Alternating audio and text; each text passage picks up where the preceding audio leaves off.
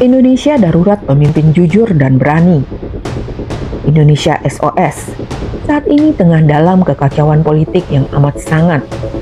Ketika negara telah kehilangan kedaulatannya, ketika rakyat telah jadi tamu di negaranya sendiri, ketika tatanan bernegara sudah tidak berfungsi normal, ketika hukum sudah tidak berkeadilan dan hanya jadi alat penguasa, ketika aparat penegak hukum sudah tidak jujur, ketika korupsi sudah menjadi budaya, ketika moral dan etika sudah hilang, maka saat itu negara sudah hancur dan tinggal nama. Indonesia diambang keruntuhan dalam semua aspek. Indonesia tengah diserang dari 4 sisi secara simultan. Sisi pertama, penjajahan dari Cina komunis. Sisi kedua, penjajahan dari Amerika dan Israel melalui pencurian data-data warga negara. Sisi ketiga, penjajahan dari para keturunan PKI yang bermetamorfose menjadi komunis gaya baru KGB. Dan sisi keempat, penjajahan dari bangsa sendiri, yaitu dari para pejabat rakus pengkhianat negara. Ancaman penjajahan dari Cina adalah nyata.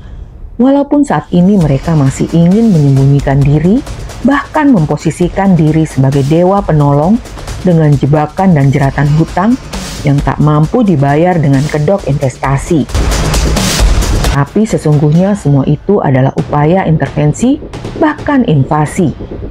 Di era Jokowi, hutang terus membengkak sampai ribuan triliun tanpa memperhitungkan kemampuan membayar. Cina tak mungkin memberikan makan siang gratis. Sebagaimana kompensasinya, maka Jokowi telah menjual kedaulatan Indonesia kepada Cina. Cina telah menguasai hampir seluruh bagian milik Indonesia, baik politik, pemerintahan, ekonomi, budaya, tenaga kerja, dan sebagian teritorial Indonesia telah dijual ke Cina. Satu langkah lagi, Cina akan benar-benar menguasai Indonesia. Penjajahan kedua yaitu dari Amerika dan sekutunya, termasuk Israel, WHO, dan lain-lain. Saat ini Amerika tengah mendesak Prabowo untuk menyerahkan data pribadi warga negara ke Amerika. Untuk apa? Tidak ada lain untuk melakukan penjajahan, baik berupa soft invasion maupun physical invasion. Prabowo juga sudah main mata dengan Israel, dengan melakukan pembelian senjata dan berbagai kerjasama yang lain. Demikian juga WHO, melalui program kesehatan palsu, terus menjadikan Indonesia sebagai kelinci percobaan. Penjajahan ketiga adalah dari para keturunan PKI, yang ketika di era Jokowi, mereka bukan saja mendapatkan angin segar, tapi benar-benar difasilitasi, diperjuangkan, direhabilitasi, dan diberikan posisi-posisi strategis, baik di jabatan-jabatan sipil maupun militer. Jangan heran jika TNI Polri sekarang sudah berubah haluan, karena banyak pimpinan TNI Polri telah dibina di Cina oleh Partai Komunis Cina (PKC).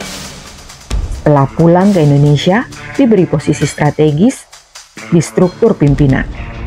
Para keturunan PKI ini saat ini sudah bermetamorfose menjadi KGB, komunis gaya baru.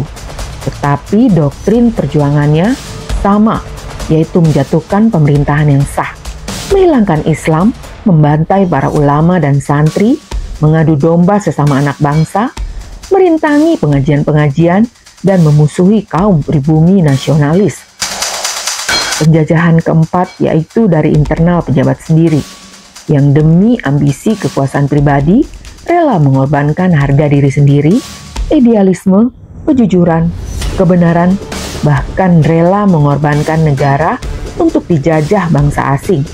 Di tangan mereka semua tatanan bernegara, politik, hukum, moral, dan etika telah dihancurkan. Mereka adalah para pejabat bajingan, saat ini mereka yang tengah mengelola negara. Jumlah mereka mayoritas, sehingga ketika ada pejabat yang masih jujur dan bersih, maka mereka tak punya tempat, yang akhirnya ikut terkontaminasi dan terpolarisasi oleh para pejabat busuk, bajingan, serakah, dan pengkhianat.